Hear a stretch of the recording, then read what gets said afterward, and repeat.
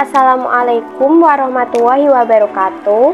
Halo guys, perkenalkan nama saya Septistianingrum. Saat ini saya sedang menempuh pendidikan di Universitas Muhammadiyah Surakarta dengan mengambil program studi pendidikan akuntansi. Hari ini saya akan menerangkan tentang akuntansi dasar. Pertama, kita memahami akuntansi dasar terlebih dahulu. Akuntansi adalah disiplin ilmu yang dapat diterapkan di berbagai pekerjaan. Setiap kegiatan kita memerlukan ilmu akuntansi baik dalam kegiatan perorangan maupun dalam korporasi. Yuk kita sama-sama belajar. Akuntansi dasar mempelajari tentang pengukuran, penjabaran, atau memberi kepastian mengenai informasi keuangan yang akan diberikan kepada pihak terkait baik pribadi, investor untuk menilai usaha, atau pemilik usaha. Sebagai seorang pemilik usaha, memahami lebih dalam tentang akuntansi merupakan hal yang dapat membantu Anda untuk mengontrol kondisi perusahaan yang Anda miliki. Dengan memahami akuntansi dasar, pemilik perusahaan maupun pemilik usaha UKM pasti lebih cermat dalam menjalankan usahanya. Karena perhitungan ini dapat melihat kondisi performa perusahaan dan memprediksi langkah dalam ke depan. Bahkan jika Anda bukan pemilik perusahaan ataupun UKM, belajar akuntansi dasar juga akan membantu dalam mengatur keuangan Anda. Bagi Anda pemilik perusahaan, Anda dapat menggunakan aplikasi akuntansi UKM dari jurnal untuk mengelola keuangan bisnis Anda agar lebih efisien dan menguntungkan. Pada dasarnya, belajar akuntansi dasar membuka Anda untuk mempelajari ilmu akuntansi dan ilmu keuangan lainnya. Poin-poin penting yang terangkum dalam akuntansi, dan hal ini harus benar-benar dipahami di luar kepala agar bisa menjadi akuntan yang handal. Akuntansi dasar meliputi konsep debit kredit, penjurnalan, pemostingan jurnal ke buku besar, membuat neraca saldo atau neraca percobaan, dan menyajikan laporan keuangan. Selain itu, Anda juga perlu memahami persamaan akuntansi dasar. Pengertian persamaan akuntansi dasar adalah hubungan antara harta, hutang, dan modal yang dimiliki perusahaan. Tujuannya adalah sebagai dasar pencatatan pada sistem akuntansi yang artinya setiap kali terjadi transaksi harus dicatat dalam dua aspek, yaitu sisi kiri aktiva dan sisi kanan pasiva. Persamaan dasar akuntansi adalah keseimbangan antara sisi aktiva dan dengan sisi pasiva. Jika perubahan muncul akibat kejadian transaksi keuangan, maka keseimbangannya juga harus selalu dipertahankan. Hal ini merupakan dasar untuk mencatat jurnal hingga penyajian laporan keuangan. Untuk mempermudah dalam memahami, kita memerlukan konsep ALOE. Apa saja itu konsep ALOE? Mari kita simak. ALOE, A yaitu aset atau aset, L liabilities atau kewajiban, OE owners or equity atau ekuitas pemilik atau modal usaha.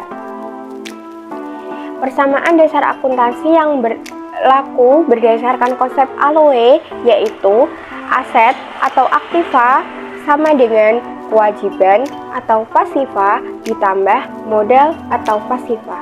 Keterangannya yaitu, aset atau aktiva adalah sumber ekonomi yang memiliki nilai guna bagi organisasi atau perusahaan.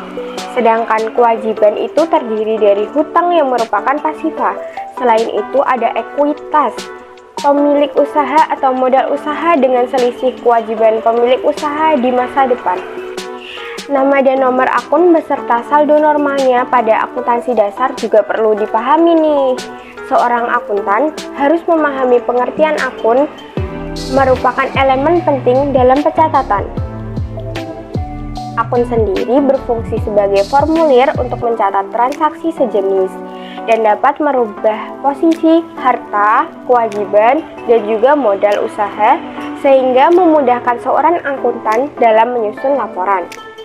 Akun dalam akuntansi terdiri dari dua jenis, yaitu akun real yang dicatat pada neraca meliputi harta atau aset, kewajiban, dan juga modal. Sedangkan akun nominal, akun yang dicatat pada laporan laba rugi yang meliputi pendapatan dan beban. Masing-masing nama akun memiliki nomor akun beserta saldo namanya. Pada nama akun biasanya diikuti dengan nomor akun dan juga saldo normal. Saldo normal adalah saldo yang menempatkan sebuah akun berada di posisi debit atau kredit. Akun-akun yang wajib dihafal dalam akuntansi dasar adalah sebagai berikut. Akun aset yang nomor awalan akunnya 1 dan saldo normalnya berada di debit. Sedangkan akun utang nomor awalnya 2 dan saldo normalnya berada di kredit. Akun modal nomor awalnya 3 dan akun normalnya di kredit. Akun pendapatan nomor awalnya 4 dan saldo normalnya di atau beban nomor awalnya 5 dan saldo normalnya di debit.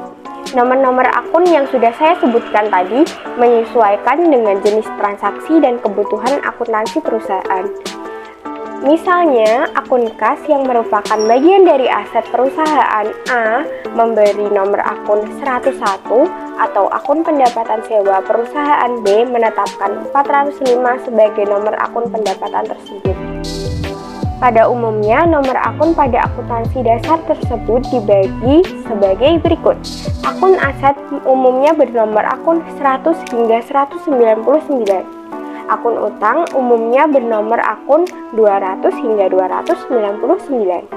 Akun modal umumnya bernomor akun 300 hingga 399. Akun pendapatan umumnya bernomor akun 400 hingga 499 hingga akun biaya atau beban umumnya bernomor akun 500 hingga 599.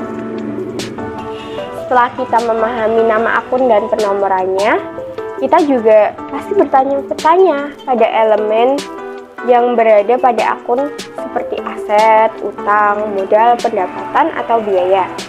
Untuk memahami penjabaran dari masing-masing aset, yaitu harta atau aktiva atau aset dapat diartikan sebagai segala sumber daya yang dimiliki oleh suatu perusahaan atau organisasi yang bernilai ekonomis di masa kini dan masa datang. Utang memiliki arti sebagai tuntutan atau hal yang harus dibayarkan kepada pihak lain dalam jangka waktu tertentu.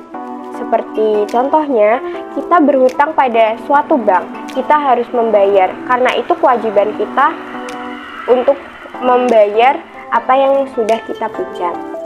Selanjutnya, modal adalah hak kekayaan dari perorangan sebagai pemilik usaha atau organisasi antara selisih harta atau aktiva dengan kewajiban. Pendapatan adalah penambahan jumlah harta atau aktiva karena hasil produksi dari keuntungan bruto atau pendapatan kotor. Beban dapat diartikan sebagai biaya. Adanya beban terjadi karena adanya biaya guna menunjang perolehan pendapatan. Aset dalam akuntansi juga perlu dipahami nih, karena aset juga disebut aktiva yang dianggap sebagai hal sangat penting dan krusial bagi keberlangsungan perusahaan. Aktiva dapat diartikan sebagai segala kekayaan yang dimiliki oleh suatu perusahaan. Kekayaan tersebut berupa sumber daya bentuk benda maupun hak yang dikuasai. Aktiva dapat diakui kekayaan tersebut bisa diukur menggunakan satuan mata uang seperti rupiah, dolar, yuan, atau aktiva lancar. Aktiva dibagi menjadi dua macam, yaitu aset lancar. Pengertiannya merupakan jenis aktiva yang paling liquid. Maksudnya, substansi tersebut paling cepat dan mudah untuk dikonversi menjadi uang tunai. Aktiva lancar memiliki siklus atau perputaran dan manfaat yang singkat. Umumnya, jangka waktu perputaran aset lancar selama 1 tahun atau dalam satu siklus normal perusahaan. Karena perputarannya yang cepat, manfaat dari aktiva lancar juga cepat habis. Tetapi setelah habis akan digantikan dengan modal atau aktiva lainnya. Keadaan tersebut terus dilakukan sampai dengan akhir periode. Contoh dari aktiva lancar seperti kas, piutang usaha, wesel tagih, persediaan, perlengkapan, investasi jangka pendek, beban dibayar di muka, dan penghasilan yang masih akan diterima ataupun mata uang lainnya. Yang kedua, aktiva tidak lancar. Aset tidak lancar merupakan aktiva yang dimiliki siklus dan masa manfaat lebih dari 1 tahun. Aset tidak lancar dibagi menjadi 3 bagian. Apa saja? Yaitu aset tetap. Aset tetap atau aktiva berwujud adalah modal yang memiliki wujud atau bentuk secara fisik. Ada aset tetap dimanfaatkan dan digunakan oleh perusahaan untuk kegiatan produksi barang atau jasa, sehingga tujuan memiliki aktiva tetap adalah bukan untuk dijual kembali, tetapi digunakan dalam operasional perusahaan. Aktiva tetap dapat dijual oleh perusahaan jika masa atau umur manfaat dari kekayaan tersebut sudah habis, rusak, atau karena ada masalah lain. Contoh aktiva tetap adalah seperti yang digambarkan dalam AR yang akan saya tampilkan. AR adalah assembler atau sebuah web atau aplikasi yang menayangkan tentang gambar-gambar atau suasana yang kalian mau. Saya membuat AR untuk menunjukkan apa yang termasuk aset tetap. Ini adalah hasil scan Assembler Edu yang telah saya buat. Perlu diketahui, Assembler Edu adalah aplikasi AR yang dibuat khusus untuk keperluan dunia pendidikan. Dengan bantuan teknologi 3D dan AR, pengalaman belajar mengajar akan jauh lebih menarik dan menyenangkan. Pembukaan Assembler Edu memang sedikit agak lama, jadi mari kita tunggu.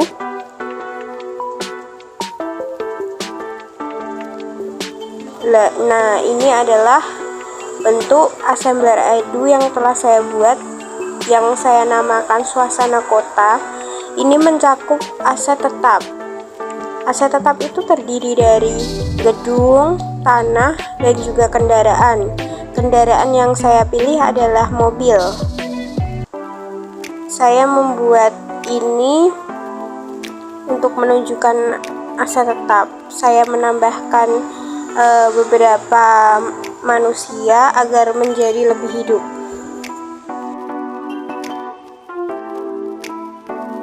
Selanjutnya, aktiva tidak berwujud. Selain aset tetap, aktiva tidak berwujud juga digolongkan dalam kategori aset tidak lancar. Kekayaan tidak berwujud merupakan aktiva yang tidak nampak atau tidak terlihat secara fisik tetapi memiliki nilai dan manfaat bagi perusahaan. Adapun contoh dari aktiva tidak berwujud adalah goodwill, hak paten, hak cipta, hak guna bangunan, hak sewa, dan sebagainya. Yang ketiga atau yang terakhir yaitu investasi jangka panjang.